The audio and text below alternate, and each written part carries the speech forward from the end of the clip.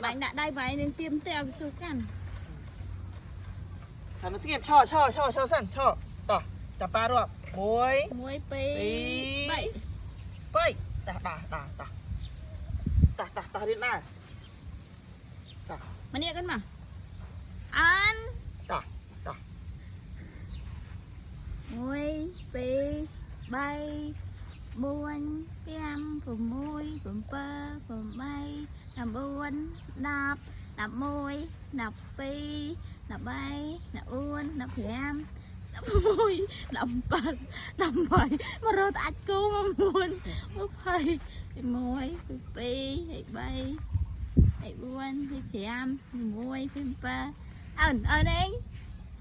bảy buôn môi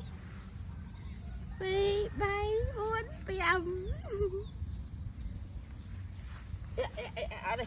anh cô ta con cô mà ê